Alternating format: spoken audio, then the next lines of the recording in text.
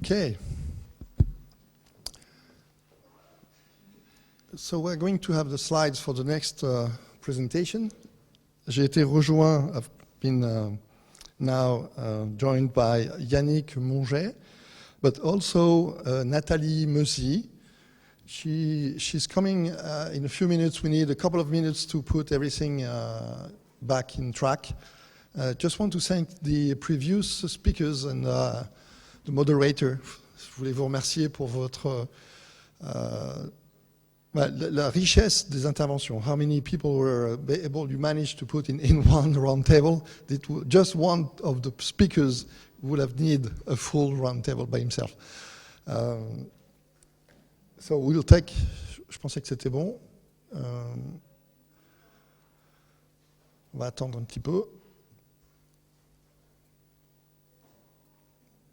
So as you know, the presentations will be forwarded to the attendants, the audience here, the physical audience. And obviously, if anybody on the record, we run roughly with 50 individual unique people watching each round table, and they are changing according to the interest of the round table. I'm waiting for Anthony. I'm here. Can you hear me? Oui, salut. Ah ben écoute, vas-y, tu peux t'exprimer. So we have Nathalie Meusy. Good afternoon, everybody. At the time we knew each other, she was responsible for some projects, very strategic projects at the European Space Agency. And Nathalie, tu m'entends? Bien sûr. Est-ce que vous m'entendez tous? Oui, en plus on te voit, on t'a avec nous. Tu es sur la vidéo. Vous me voyez, magnifique. Magnifique. Très bien. Tu as la modération de cette table ronde. Je vais attendre que tu me donnes la parole. Absolument. Très bien. Écoutez, bienvenue dans cette session sur l'intelligence artificielle et l'art. Donc, comme Gilbert l'a indiqué, je suis Nathalie Meusy, je suis plus précisément spécialiste en responsabilité sociale et sociétale des entreprises et en développement durable, particulièrement dans le domaine du spatial. Et je suis également amatrice d'art, donc ça tombe bien pour cette session. Je suis vraiment très heureuse d'avoir été invitée à cet événement et je serai donc votre modératrice pour cette session. J'ai donc le plaisir de t'accueillir, Gilbert, même à distance dans cette présentation. Beaucoup d'entre vous connaissent Gilbert, bien sûr. C'est en particulier le président du groupe d'expertise TIC et économie numérique des CCE. Et puis, j'ai le plaisir de vous présenter aussi Yannick Monget, qui est, en plus d'être un ami, il est prospectiviste et président et fondateur du groupe Symbiome. Et puis, par ailleurs, il est aussi, comme certains d'entre vous, originaire de cette belle région de Moselle.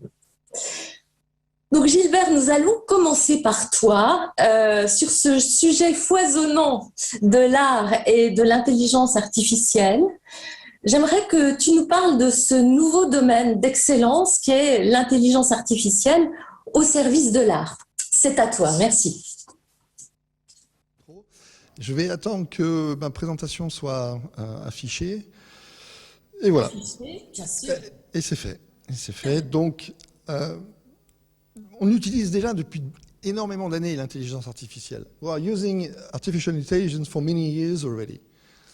When you use a PowerPoint presentation, when you use some kind of picture arrangements like Adobe, or there are algorithms at the back that helps to fulfill a space where a pixel is missing. Anticipation of a path can be also simulated. And as the previous speaker was talking about, the critical factor there is data. How do you capture data? How do you stock data? How do you drill down data?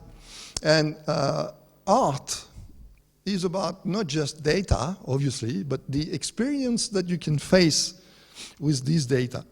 So we are already witnessing creation of content which are made by automated algorithm, automated processes.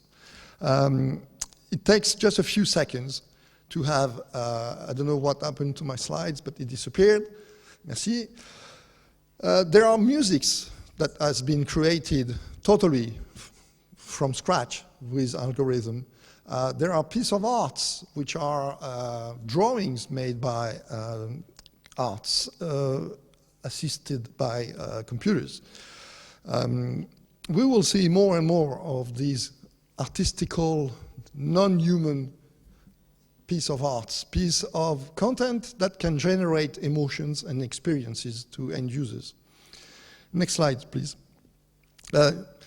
Here, I would like to show you a quick video of understanding that the tools available today on AI might not come just from governments, might not come just from institutionals, might not come just from high scientific researchers, but youngsters. And to do that, I would like to have the video play of that 16 years old gentleman from China that, you know, a player such as Huawei is just pouring $15 billion per year of research and development. Not the 8 million we heard earlier by one of the biggest players. No, $15 billion per year, that's Huawei. And one of their engineers, it's a program that they look into youngsters, what could be done by a youngster. So if you can scroll down the play of this article, obviously I will give you the reference. I will say that in French. Est-ce que tu peux descendre la vidéo? Voilà, vas-y, descends. So stop, just go on. What happened to a bike when you push it? The bike stands a couple of seconds and falls down. How do you make it autonomous bike? Ask a scientist, and he will tell you, come back in 2 years, and will tell you how much money I will need, and 2 years later I will tell you how much software, computing power I will need to make this bike stand. So please, can you move this next slide? That's the young guy, 16. Move on. That explains, blah, blah, blah. That's kind of behaviors we can do with a bike. Move on. That's a movie. You know, they are very strong in Hollywood and Bollywood to enhance what could be done. Move on, please. Next one. And then you see the fitting sensors with a whole bunch of artificial intelligence which are embedded already in these sensors. So you don't need to create the algorithm. The algorithm is already set up in these sensors. Move on, please. It shows you with very big details where you have to put the sensors. Move on. And that's a kid of 16 years old. Move on. We can move on again. So obviously, move on, move on. That's just the details of, stop a second. And that's the microchip. On this microchip, some players are capable to put 12 billion transistors. Others can put, the new generation that will come back, 50 billion transistors on one chip. At some point, you have to have the designers, the scientists capable to design this architecture of these 15 billion sensors. This is 12 billion sensors on the M1 sensor I have here. So can we move on? Stop. Hopefully we have sufficient bandwidth. Again, shows the bits of pieces not a scientist, a kid of 16 years old can use. Please move on. It's very well detailed. Everything is explained. Shows you a robot. Move on. Well, our friends in America, in Boston, they know how to make it work. And that's the bloody bike with the sensors. Move on. Next one. Okay, move on. It explains how the sensors will work. Move on. You can put some weight.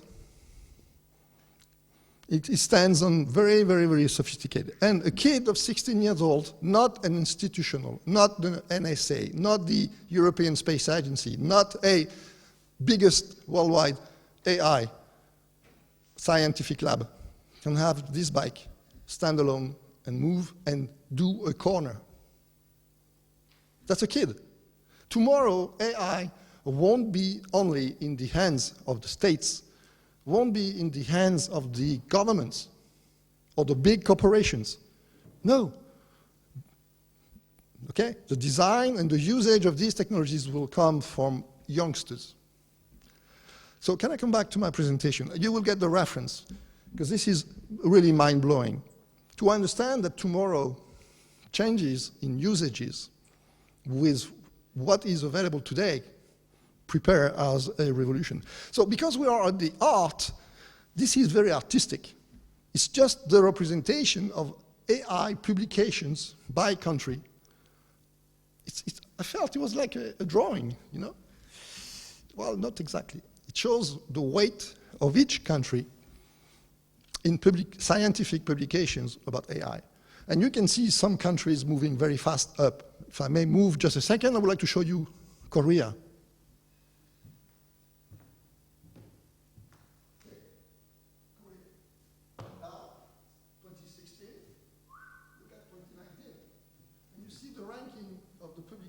By country.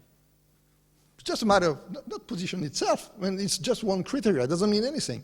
I felt in AI and art, that was a good signification, a good way of speaking of art. Next one. This is the next generation of also of big surprise that institutionals or adults as we are will be facing. NFT, crypto assets, non-fungible tokens, whereby one artist who has made all these small, tiny pictures decided to aggregate all of them, and using the blockchain technology has created one picture of all of them with intellectual property ownership, digital ownership of that piece of art to do an auction of $60 million auction. But that's just not one. It's the whole industry of arts moves towards this NFT because it uses the internet long tail theory, whereby it's much easier to go to Amazon to find a book at the far end of the country, at the far end of Moselle, at the far end of south of France, at the far end of the Texas. The long tail theory shows that you don't need to have a big inventory to sell. And we can see the success of Amazon after 10 years of losing so much money. Today is the number one biggest capitalization worldwide. So NFT uses these the non-fungible tokens that are used through blockchains and crypto assets with something unique, which is hash. The hash is the way to encrypt the data and to give ownership and rights, both ownership and rights, which are unique, and we can sell in auctions. Next one. And I was delighted. And I have a question. I'm the one to speak, but the person who spoke this morning is still here. Mr. Jean. How on earth could you, in France, when you have 2 Nobel Prizes, telling you quantum computing will be in 10 years? I'm a researcher, leave me alone. Don't be bothered as a company. It will never happen in the next 5 years. It will happen in the next 10 years. Oh. Yes, quantum computing has a universal solution. Universe. That's why universe means I'm a poet and I'm walking on the water. Not exactly. There are companies using AI, using quantum, using both AI and quantum, and they are making 200,000, 2 million times faster usage of AI, usage of performance of artificial intelligence. And here you have some sophisticated explanations. Canada is by far one of the best in the world. The US is dramatically good. China is challenging with quantum satellite communication. We will be facing this AI usage of quantum. Next, please. So again, we were speaking about art. This is beautiful. When you look at a wafer, you just don't look at the technical aspect of one chip, which is 6 nanos transistors, which makes it 15 billion transistors on one chip. It's beyond that. It's what Philippe Letellier was saying earlier. The investment level you need to have one factory doing these wafers, which are damn good and damn nice to look at. Bosch in Germany, $1.2 billion to create a factory. Oh, we're not talking millions, we're talking billions. Well, that's not good enough. If you speak about TSMC, which is Taiwanese, for one factory, 12 billion. That starts to be big. Well, it's not big enough. If you look at Korea, which I showed you earlier, remember? Publications number from 2016 to 2019, how big they jumped and the ranking they got. They are pouring $450 billion in the ecosystem of semiconductors. What is a semiconductor? The unit of any data, any digitalization of economy, digitalization of assets, of processes, okay? And today, there is a worldwide shortage of these microchips, of this microprocessing. So I felt it was good to show some of these triggers of what will be the unit, the base of the digital economy, and it looks like art. I don't know if you ever saw yourselves a wafer, but it looks like that. Next one, please. So I come back to the crypto assets. Non-fungible token is something good. En français, les actifs non fongibles. C'est-à-dire qu'on ne peut pas les dissocier, on ne peut pas les couper, on ne peut pas les fractionner. Ils sont entiers. Et ils donnent des droits et des devoirs. Here, something quite unique happened when a cyber attack was paid 75 bitcoins to one of the most dramatic infrastructure shortage in the US a couple of weeks ago. We met 5 years ago with Don, and he asked me to speak about cybersecurity. And I was using a Verizon survey, announcing that it takes 220 days in Europe from the day you get hacked to the day you know you've been hacked. 220 days in between. Somebody is playing with your data and waits for you to know. The US moved 5 years later, now to 110, 120 days in average. And the ransomware has been increased to $8 million in average per unit of ransomware. But here, which is something that everybody knows, but the US did it, the FBI did it, out of 75 bitcoins, roughly $8 million, 63 of these bitcoins, 75, 63, got back to the company, to the organization that paid the ransomware. That shows the beauty of digital. Beauty on one side, sadness on the other. The beauty is everything is traceable. Hence the non-fungible tokens, hence the cryptos, hence the digital transformation using servers, using these microchips. Everything is traceable. And even if we pretend that you can erase it, this is not true. The truth is it is just an empty copy of a digital asset kept on a server that you can still find somewhere. You just need the right tools, like the FBI can have, like the NSA can have, like the French NC could have, or might have. Nevertheless, this is a milestone, because the public now knows that out of 75 cryptos that were paid as a ransomware have been paid back. The villains, the hackers, whoever they are, could be a government, could be hackers protected in a safe haven by governments, could be individuals looking for more money. Anyhow, the hackers have been hooked. And unfortunately, along with digital transformation and AI, cybersecurity is a threat. Cybersecurity is doubling just because of the COVID. IBM measured 14,000% increase in cyber attacks. Because the weakest point of usage of technology, being a company or being an individual, that weakest point will allow hackers to collect your data.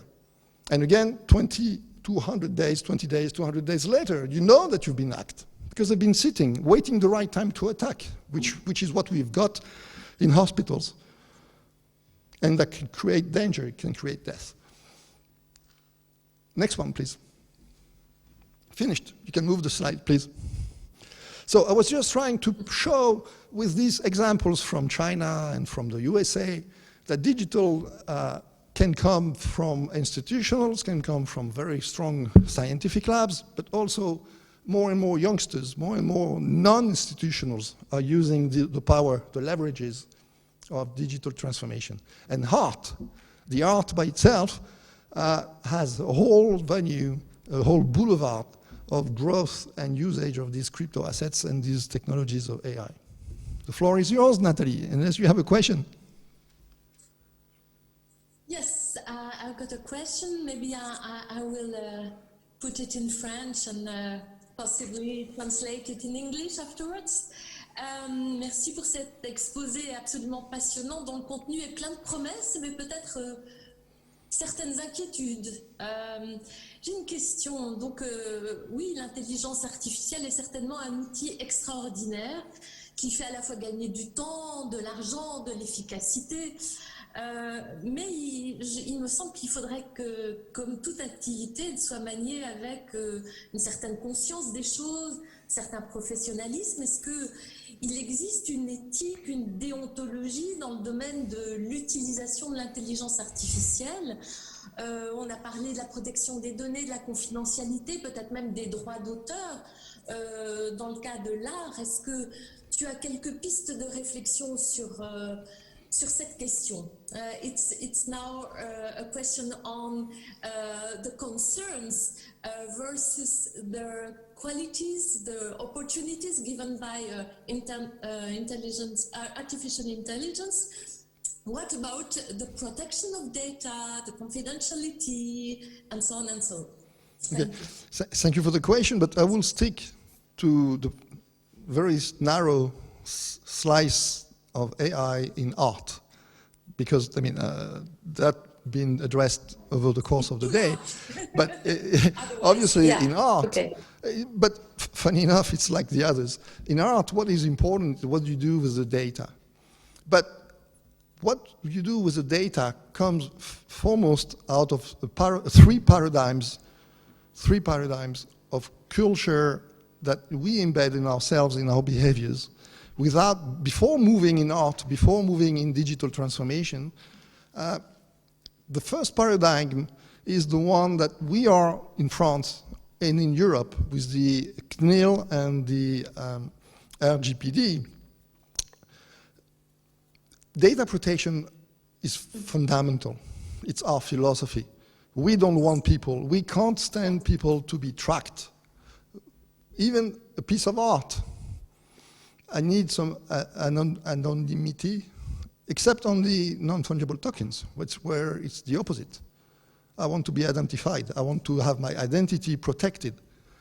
That's why, because I will make money out of it. It is a unique piece of digital art that I will keep for myself, and I will have digital rights that I will defend and that I will try to sell better. So it is used by football players in the US. It is used by artists that sells their creation. So the first paradigm of culture brings a sense of the data. The only reason why it exists is to help myself, but to protect my personal data from usage by anybody. My face, the copy of my video, the copy of my kids, whatever.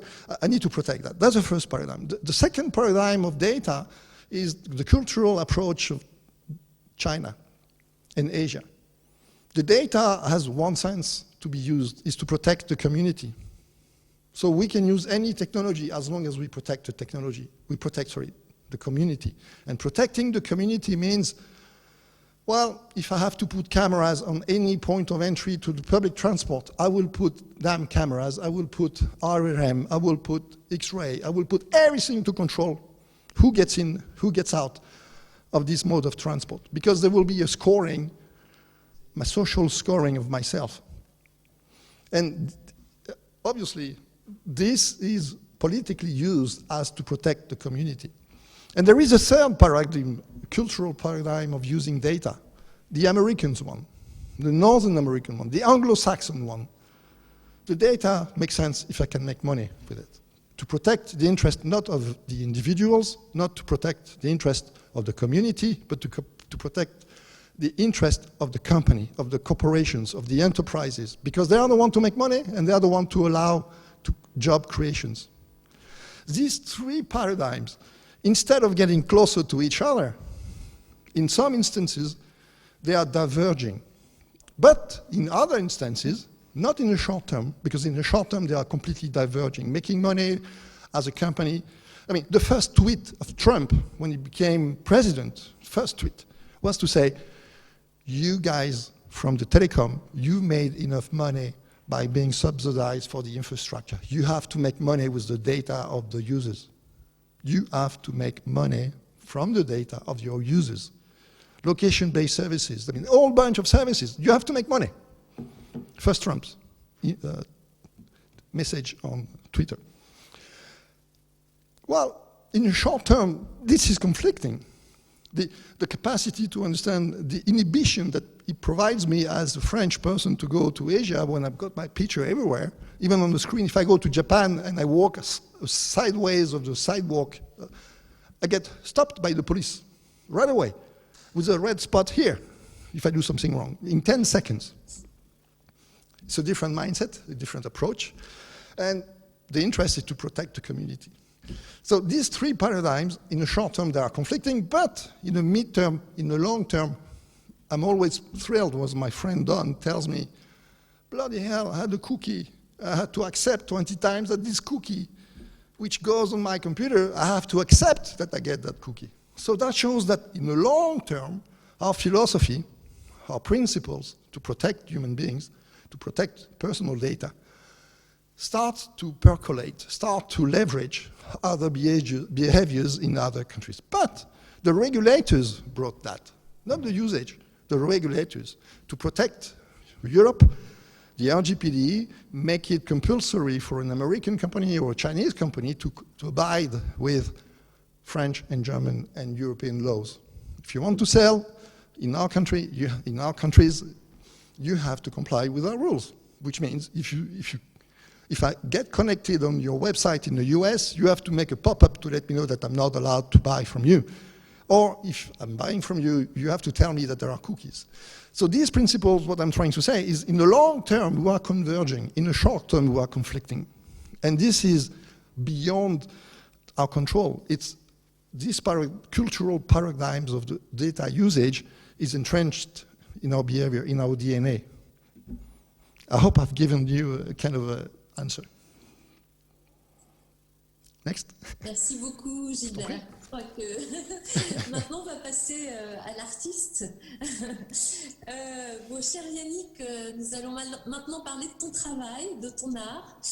Et comme des images valent mieux que 1000 mots, je propose de commencer par une courte vidéo qui comprend les témoignages de personnalités à l'occasion du travail que tu avais exposé à Paris lors de la COP21 en 2015. Donc, est-ce que vous pouvez lancer la vidéo, s'il vous plaît, la première vidéo? Merci. And the video is partially in English, so everybody can understand. Thanks.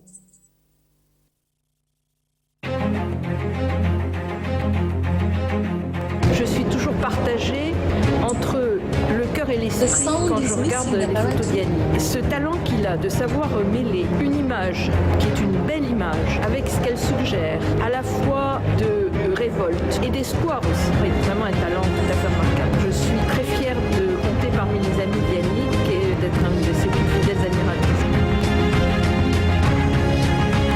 Que le travail travail de Yannick, il est essentiel. On a besoin évidemment de la participation de tous les citoyens, dont les artistes. Et Yannick en est un grand, puisque sa démarche est futuriste, mais elle est surtout basée sur la science. Et c'est ça qui amène un niveau de réflexion vraiment différent. On a besoin de tout le monde et certainement que la contribution de Yannick est très, très importante. This is a stunning exhibition. So, bonjour Yannick. It is extremely good to have a look at images which depict what climate change can do to our planet is sometimes much more powerful than words. Well done, because it sends a very powerful message. It's amazing. It's incredible. Come and see it. Beautiful work, and I so appreciate. Es muy interesante y muestra otra realidad de la ciudad. Je voudrais vraiment témoigner sur le merveilleux outil d'éducation à l'environnement que constitue son œuvre, ses expos et ses livres. C'est incroyable ça. J'ai toujours été frappé par sa manière d'élaborer des projets extrêmement audacieux, qu'ils s'accrochent parce qu'ils n'essaient pas de vendre. Et c'est Yannick, j'aime bien son ouvrage.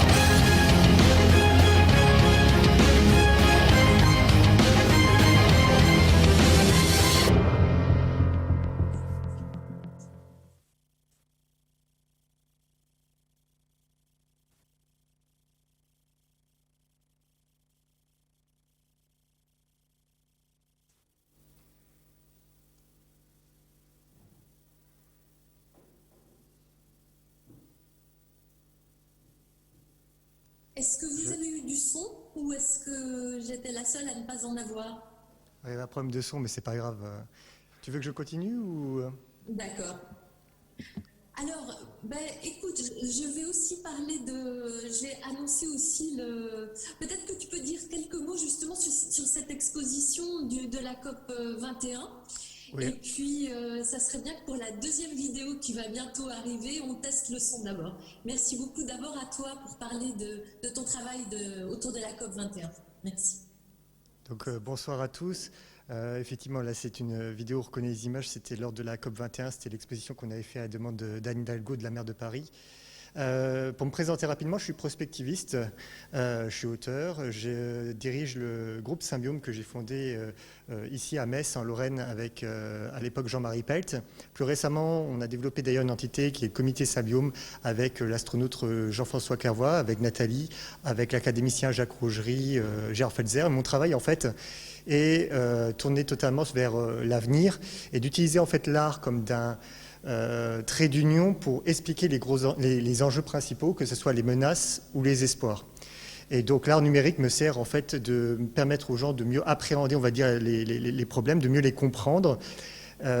C'est une démarche en fait qui, d'un point de vue psychologique d'ailleurs, a été étudiée, c'est-à-dire que on dit par un peu abus de langage qu'on a toujours deux cerveaux, un cerveau qui est analytique et un cerveau qui est émotionnel. Je me suis rendu compte très tôt, quand j'ai commencé, après mes études, à m'engager dans l'environnement et à parler réchauffement climatique, que quand je venais à une conférence avec simplement des données, des diagrammes, etc., ça ne parlait à personne. En fait, tout le monde s'ennuyait et les personnes ne retenaient pas les éléments. Alors que quand vous arrivez avec des éléments d'art, quand vous arrivez avec des visuels, des animations, là, par contre, vous faites passer le message et vous pouvez être certain qu'à la fin de la journée, les personnes se rappellent de l'intervention que vous avez faite.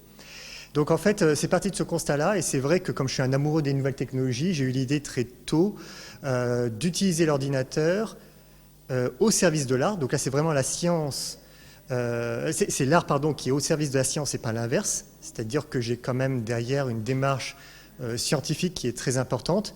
Je ne me permets pas d'extrapolation douteuse ou risquée. Je travaille entouré d'un certain nombre de scientifiques. Alors, dans le domaine spatial, il y a certaines personnes comme Nathalie, comme beaucoup d'astronautes, comme Jean-François Clairvoy, Claude Aigneret.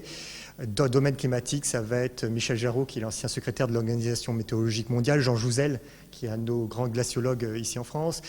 Voilà ma manière de travailler. Mais vraiment, je mets l'art au service de la science pour essayer de faire comprendre. Et ça, c'était un exemple des expositions, parce que mes livres sont aussi adaptés en exposition. Ma démarche étant d'aller toujours vers le public. Et comme le public a encore du mal, a fortiori en période de pandémie, d'aller dans des lieux fermés, l'idée c'est d'amener vers eux la culture. Donc là, c'est ce qu'on avait fait rue de Rivoli avec la ville de Paris. Et voilà un peu la manière dont je travaille. D'ailleurs, on a une première exposition qui va revenir pour le prochain projet ici en Moselle, à Metz, enfin à Montigny-les-Metz. Ça sera à partir du 2 juillet jusqu'en octobre. Voilà. Très bien, alors j'espère que la deuxième vidéo va pouvoir se faire entendre. Alors il s'agit justement de Hopes, ce projet global que tu viens d'évoquer. Hopes, c'est d'abord un livre dans lequel des personnalités du monde entier ont témoigné sur l'état et l'avenir de notre planète, avec des diagnostics mais aussi des solutions et des espoirs, beaucoup d'espoirs. Tout ceci sur la base de la réalisation d'images telles que tu les as décrites, qui nous proposent tantôt des scénarios pessimistes, tantôt des scénarios optimistes, car nous avons encore le choix. Alors regardez et on parle après. Merci de lancer la deuxième vidéo.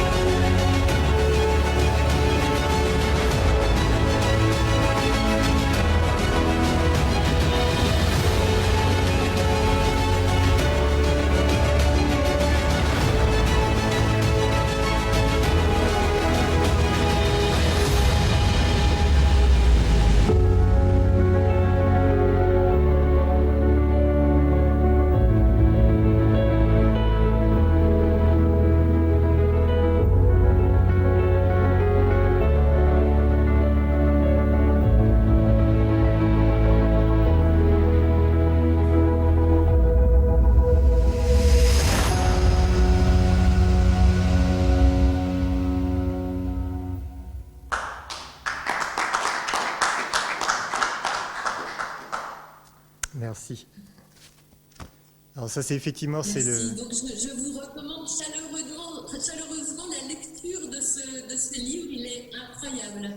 Tu veux rajouter quelque chose Oui, bah, la démarche du livre... Yannick, sur le livre. En fait, la démarche ici, ça a été, c'est le 3e livre de ce type-là que j'ai fait, mais que j'ai voulu faire de manière indépendante. Et en fait, on a voulu s'associer. J'ai demandé d'abord à un certain nombre d'amis à moi qui s'étaient engagés dans des combats. Je pense à Bertrand Piccard, à des amis comme Jean-François Clairvoy, comme Corinne Lepage. Je leur ai demandé leur avis sur comment ils voyaient l'avenir, en fait, quels étaient leurs rêves, quels étaient leurs espoirs, et puis quelles étaient leurs mises en garde. Et ce projet a commencé en fait justement après la COP 21, parce qu'à la COP 21 de Paris, en fait, il y a eu un énorme succès autour de l'exposition qu'on avait fait de manière réduite, parce qu'on avait eu les attentats d'ailleurs pendant l'exposition. Et beaucoup de maires du monde entier, Juan Espadas, qu'on a vu tout à l'heure, le maire de Séville, qui font partie d'ailleurs du projet OPS, Et l'idée, ça a été d'aller beaucoup plus loin en essayant de faire un livre extrêmement ambitieux en termes de quantité et de qualité, c'est-à-dire il y a plus de 120 scénarios d'avenir possibles qui ont été traités dans ce livre-là. Et de lier ça à la fois à des quantités de textes assez importantes pour vraiment expliquer les choses. On utilise l'art, l'image pour attirer, mais après, il y a une explication, une légende qui va avec chaque image, il y a une thématique qui est derrière. Et ce qui était très intéressant, c'est que des personnalités du monde entier ont commencé à me rejoindre, donc beaucoup d'astronautes aussi au début, pour donner leur avis. Puis ça a fait une sorte d'effet boule de neige, et on a eu des personnes comme Jean-Michel Cousteau, Jane Goodall, Yves Coppens, même le chef Raoni m'a envoyé une photo depuis sa petite maison en Amazonie. Il y a Paul Watson aux États-Unis, il y a eu beaucoup des prix Nobel. Je crois qu'on a battu le nombre de prix Nobel, notamment de la paix, Tawakkol Karman, Jody Williams, Shirin Ebadi, qui ont participé, qui ont livré leur avis là-dessus. Et donc le livre est sorti, on l'a sorti il n'y a pas très longtemps. Maintenant, on est en train justement de lancer la deuxième phase qui est plus artistique, qui sont ces expositions itinérantes qu'on va faire circuler dans plein de villes en France, mais aussi ailleurs dans le monde. Donc on est en train de lancer cette activité. Et donc voilà, de manière résumée, le projet OPS. Merci Yannick. Alors j'ai quelques questions à te poser. Le titre de ce symposium est l'intelligence artificielle au service du développement durable. Comment, selon toi, cela peut-il se matérialiser? Tu n'as pas 4 heures. Hein. Non, bon, moi, c'est pas directement mon domaine d'activité. Disons que ce que j'ai constaté, comme moi, je pars de données qui sont extrêmement officielles, notamment qui émanent du GIEC. En fait, il se trouve qu'aujourd'hui, un certain nombre d'éléments qui servent à réaliser ces rapports sont réalisés en partie avec des outils d'intelligence artificielle. Donc en fait, d'ailleurs, dans mon travail, l'intelligence artificielle, elle intervient à 2 niveaux, bien en amont, c'est-à-dire ça ne me concerne pas directement, c'est-à-dire moi, j'ai accès comme les décideurs, comme le grand public, au rapport scientifique du GIEC, au dossier final, on va dire, mais derrière, il y a des outils d'intelligence artificielle, d'ailleurs, toi, tu le sais très bien, dans le domaine spatial, l'agence européenne, vous utilisez d'ailleurs, avec les satellites, avec d'autres, l'intelligence artificielle pour obtenir certaines données. Et moi, c'est après, avec en fait ces données qui peuvent paraître peu abordable pour le commun des mortels, que je vais transcrire ça en images. Donc, je vais réaliser ces images qui montrent l'avenir de la Terre. Alors, toujours avec un retour aussi vers les scientifiques. Donc, je me sers de leurs travaux, mais après, une fois que j'ai réalisé, pour qu'il n'y ait pas de mauvaise interprétation, je reviens vers des personnes. Je vais demander à Jean Jouzel, est-ce que la forme des nuages sur les types de cyclogénèse que j'ai créés dans l'image, est-ce que c'est possible voilà. On pourrait comparer ça au travail aux États-Unis, on parle de hard science, les auteurs comme Carl Sagan, Michael Crichton, qui en fait ont un bagage vraiment scientifique à la base, et ils vont écrire un scénario en se servant et en ne laissant aucune liberté derrière. Ils veulent vraiment être le plus précis possible, même dans le domaine de la science-fiction. C'est vraiment de la science-fiction, vraiment hard science. Donc c'est un peu dans ce genre-là un peu que je me sens bien et que je travaille. Et l'intelligence artificielle intervient à un autre stade. Voilà, pour moi, c'est dans l'outil. C'est-à-dire que les outils qu'on utilise, les Photoshop, les Adobe Premiere, After Effects, etc., plus des logiciels intermédiaires qu'on utilise aussi de temps en temps, font appel à l'intelligence artificielle. Mais en tant que créateur, en fait, nous, on ne le voit pas. C'est bien l'intérêt de l'outil, c'est de débarrasser l'artiste, en fait, de toute cette partie technique. Nous, on ne le voit pas, mais on l'utilise presque sans le savoir. Là, j'utilise, par exemple, sur les expositions, des outils d'intelligence artificielle qui permettent de créer les œuvres monumentales à partir des images, même si elles sont à haute résolution. Mais l'ordinateur me permet d'avoir des œuvres très grand format. C'est ce qu'on fait. Là, on a une allée de château, on fait des très grandes affiches. Et là, l'outil d'intelligence artificielle permet d'avoir une image qui, au final, est en parfaite définition. Et l'ordinateur va même imaginer des pixels qui n'existent pas en comparant avec l'environnement proche. Donc, il y a vraiment un travail là d'intelligence artificielle. Mais au service, encore une fois, qui sert l'outil et qui ne transforme pas l'œuvre. Voilà. Oui, alors justement, c'était ma prochaine question. Quelle est la frontière à ne pas dépasser pour que l'art reste quand même une création humaine avant tout? Par définition, l'art, c'est quelque chose d'humain. En tout cas, d'un air doué de sensation, on va dire. Il faut une certaine sensibilité pour faire de l'émotion, pour faire de l'art. L'intelligence artificielle, en fait, vous n'avez aucune œuvre qui est purement d'intelligence artificielle. Même les ventes d'œuvres d'art à des millions qui ont été faites chez Christie's il y a quelques années, je me rappelle, il y avait un groupe de Français qui avait défrayé la chronique en vendant une œuvre, ils s'étaient mis ensemble. Mais en fait, si on regarde bien, à la base, l'ordinateur avait quand même été cherché, on lui avait montré plein de portraits différents réalisés par des êtres humains, et l'ordinateur après a appris, mais à partir d'œuvres qui étaient humaines. Et l'artiste, à la fin, l'ordinateur avait produit une série de portraits, et les artistes avaient eux-mêmes fait un deuxième tri dans ce qu'ils trouvaient pour eux le plus parlant, le plus beau, etc. Donc à plusieurs stades, de toute façon, il y a en général quand même l'être humain qui à un moment là ou l'autre. La question se posera effectivement le jour. Intervient. Ouais. Voilà. Mais tant que on a des machines qui sont douées de sensibilité, on ne peut pas par définition avoir d'œuvre d'art, à moins de considérer dans ce cas-là qu'il n'y a plus d'art. Dans ce cas-là, effectivement, les machines construisent quelque chose, mais qu'on ne peut pas appeler art. Mais elles produisent quelque chose, effectivement, qui est réel. Mais l'art est attaché par définition aux êtres sensibles. Dans ce cas-là, on pourrait presque dire qu'un éléphant qui peindrait une toile, par exemple, ça serait presque plus de l'art que la machine. Donc il y a ce côté de sensibilité qui est important et que n'aura jamais a priori, enfin jamais, n'a pas encore en tout cas la machine. On est loin de là quand même. Est-ce que cette sensibilité, c'est ce qu'on perçoit quand on regarde tes différentes œuvres, et je pense que c'est ça qui permet de parler au cœur des gens, en plus de leur esprit. Donc quel est le message que tu souhaites passer au travers de ces différents scénarios, qu'ils soient pessimistes ou optimistes sur ce qui nous attend? Alors effectivement, je pense que déjà, d'un point de vue visuel, les œuvres sont quand même très différentes des œuvres qu'on obtient par ordinateur, par extrapolation de données, même si on simule avec des cartes. Météo France le fait aussi sur un météo de demain ou en climatologie à plus long terme. Là, il y a quand même une dimension esthétique, effectivement, qui me permet, moi, d'aller beaucoup plus loin que l'ordinateur. Mais j'ai eu besoin de l'ordinateur à un moment donné pour construire, en fait, ces images-là. Maintenant, après, mon objectif, il est double. Et d'une fois, moi, j'ai toujours pris le parti de montrer à la fois les menaces comme les espoirs, de ne pas aller d'un extrême à l'autre, c'est-à-dire ne pas m'enfermer dans des scénarios qui sont uniquement négatifs. Et puis le cinéma le fait malheureusement très bien, trop souvent, donc il n'y a plus besoin de ça. Mais ce qui m'intéressait, c'était aussi de faire le pendant et de montrer les solutions et de faire rêver les gens. Donc c'est vrai que l'art a cette possibilité de faire vraiment, de prendre au tripes les personnes, et c'est là où on les touche, et là où on les fait retenir des éléments.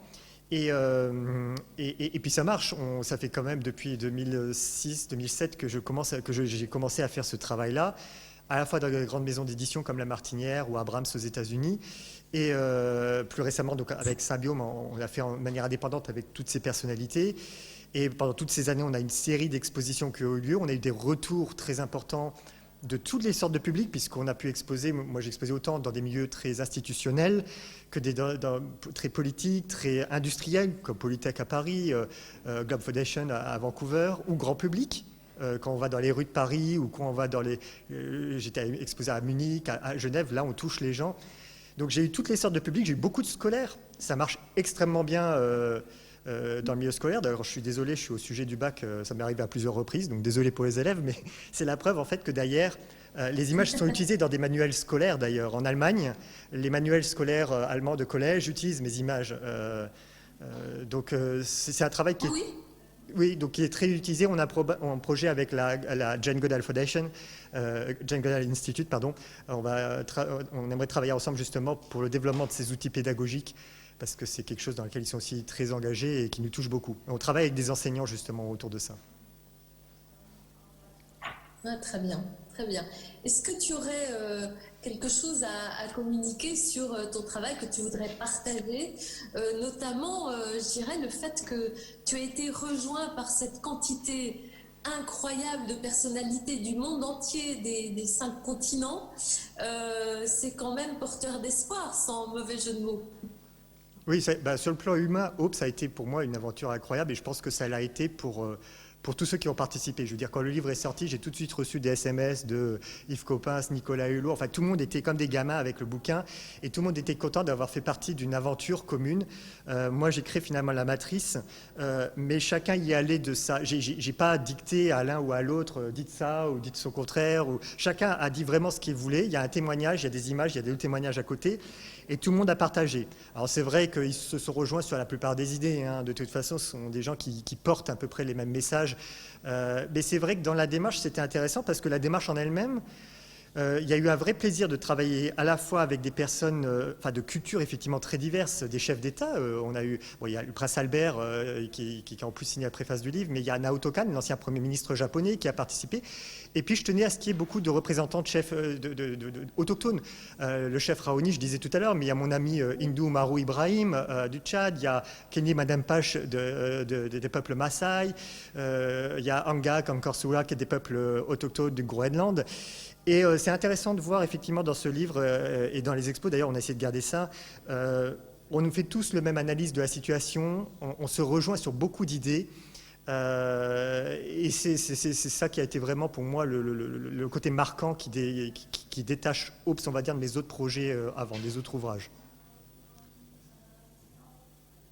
Et l'intelligence artificielle a supporté, a soutenu tout le projet finalement. Donc c'est là qu'on rejoint un peu le sujet de notre session d'aujourd'hui. L'intelligence artificielle peut soutenir certaines valeurs et faire avancer dans la réflexion, dans la conscientisation de certaines choses. C'est toujours, pour les technologies, je ne sais plus qui disait ça, c'était Jean Rostand, c'était science sans conscience n'est que ruine de l'âme. En fait, tant que l'intelligence artificielle reste un outil qui sert la cause, c'est quelque part ce qu'on fait de manière indirecte ici avec OPS ou avec les expos, oui. Après, ce qu'il faut, c'est qu'il ne faudrait pas qu'il y ait une dérive. C'est vrai qu'il y a des choses qui ont été abordées aujourd'hui qu'il faut réfléchir, qui peuvent faire peur, qui à juste titre, que ce soit sur les... le préfet parlait tout à l'heure des histoires des problématiques d'augmentation de la consommation énergétique, que ce soit sur l'utilisation des datas, des données, comment on les utilise, pourquoi on les utilise. Finalement, dans le travail comme OPS, ce qui revient souvent, c'est cette histoire de conscience et de responsabilité. On a des droits, on a des devoirs aussi, on l'oublie trop souvent. C'est ce qui ressort en tout cas de ce travail-là. Et j'espère que dans le domaine de l'intelligence artificielle, on va être capable justement d'appréhender tout ça et d'être assez intelligent pour amener de la conscience et de la responsabilité pour pas qu'il y ait de dérive, parce qu'il y en a toujours. Ça dépend qui est derrière la technologie, mais essayer vraiment de la maîtriser et que ça serve vraiment les causes et tous les défis pour lesquels on se bat aujourd'hui. Oui. Très bien. Écoute, je te remercie beaucoup. Est-ce que Gilbert a quelques conclusions à nous soumettre ? Écoute, je vais te laisser le plaisir de conclure, mais ce qui est évident, c'est que la culture, l'art permet de rayonner, et on en a un merveilleux exemple ici qui transcend the values of a single territory, unless we take into consideration that the planet belongs to the citizens, regardless of where the place you are. And that digital transformation and artificial intelligence helps this transcending process of joining human beings. And I really love that, the rights and the obligations of each of us to look into digital and the planet with carbon footprint. How can we reduce the carbon footprint? And again, art makes it really shining worldwide. Thank you so much. I mean, it was just thrilled. Thank you. Merci beaucoup. Thank you. Yes. Merci Nathalie. Thank you. And I would quote the previous speaker that said the treasure, the fundamental treasure is the data. And this is true, the data in the way we use it for the benefits of everyone.